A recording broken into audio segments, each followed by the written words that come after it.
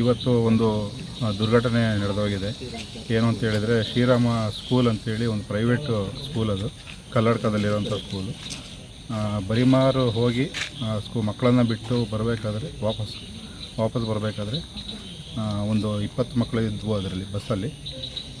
ಒಂದು ದೊಡ್ಡ ಮರ, ಬಿಳಿಯೂರು, ಅದು ಬರಿಮರ ಹತ್ರ ಒಂದು ದೇವಸ್ಥಾನದ ಪಕ್ಕದಲ್ಲಿರುವಂತಹ ದೊಡ್ಡ ಮರ, ಸುಮಾರು 200-300 ವರ್ಷದ ಹಳೆಯ ಮರ. ಅದು ಕರೆಕ್ಟಾಗಿ ಬಸ್ಸಿನ ಮೇಲೆ ಬಿದ್ದು ಒಂದು 4-5 ಮಕ್ಕಳಿಗೆ ಇಂಜುರಿ ಆಗಿತ್ತು. ಅದರಲ್ಲಿ ಒಂದು ಮಗು ಚಿರಣ್ವಿ ಅಂತೇಳಿ 5.5 ವರ್ಷದ ಮಗು ತುಂಬ ತಲೆಗೆ ಏಟಾಗಿ ಇವತ್ತು ನಮ್ಮನ್ನೆಲ್ಲ ಅಗಲಿ ಹೋಗಿದೆ, ತೀರೋಗಿದೆ. ಮಗು 5.5 ವರ್ಷದ ಮಗು. ಅದು ನಮ್ಮ ಪುತ್ತೂರು ಜನರಲ್ ಆಸ್ಪತ್ರೆಯಲ್ಲಿ ಬರೋದಕ್ಕೆ ಮುಂಚೆನೇ ತೀರೋಗಿತ್ತು.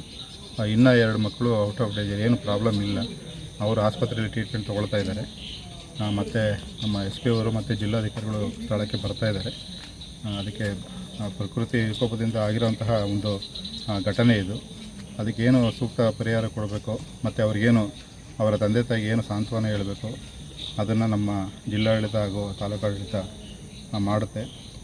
ಇಂಥ ದುರ್ಘಟನೆ ಆಗದ ರೀತಿ ನಾವು ಖಂಡಿತ ಮುನ್ನೆಚ್ಚರಿಕೆ ವಹಿಸಬೇಕಾಗುತ್ತೆ. ಇದೊಂದು ಭಾಳ ನೋವಿನ ಸಂಗತಿ. ಈ ಘಟನೆ ನಡೆದೋಗಿದೆ. ಭಗವಂತ ಅವರ ಆತ್ಮಕ್ಕೆ ಶಾಂತಿ ಕೊಡಲಿ ಅಂತ ನಾನು ಅವರಲ್ಲಿ ಕೇಳ್ಕೊತಾ ಇದ್ದೀನಿ. ಬುಧವಾರ ಸಂಜೆ 4:30 ಗಂಟೆಗೆ ನಮ್ಮ ಪಕ್ಕದಲ್ಲಿ ಸ್ಕೂಲ್ ಬಸ್ ಬರುವಾಗ ಮರ ಬಿತ್ತು. ಅದನ್ನು ನನಗೆ ಫೋನ್ ಮಾಡಿದರು. ಹೋಗಿ ನಾನು ಮಗುವನ್ನು ಹತ್ತಿರ ಕಾರ್ತಿಕ್ ಎಂಬವರ ರಿಕ್ಷಾದಲ್ಲಿ ಕರ್ಕೊಂಡು ಮಾಣಿಗೆ ಬಂದೆ. ಮಾಣಿಯಿಂದ ಪುತ್ತೂರಿಗೆ ಬಂದೆ ಆಸ್ಪತ್ರೆ.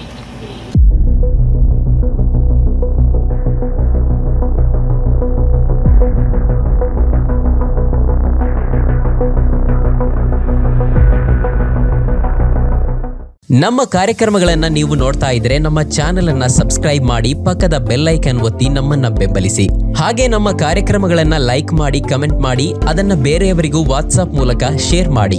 ನೀವು ಹೀಗೆ ಮಾಡಿದಾಗ ನಮ್ಮ ಚಾನೆಲ್ ಮತ್ತಷ್ಟು ಜನರಿಗೆ ತಲುಪಲು ನೀವು ನಮ್ಮೊಂದಿಗೆ ಸಹಕರಿಸಿದ ಹಾಗಾಗುತ್ತೆ. ಇದು ನೀವು ಯಾವುದೇ ಖರ್ಚಿಲ್ಲದೆ ಕೆಲವೇ ಸೆಕೆಂಡುಗಳಲ್ಲಿ ನೀಡಬಹುದಾದ ಸಹಕಾರ. ಧನ್ಯವಾದಗಳು.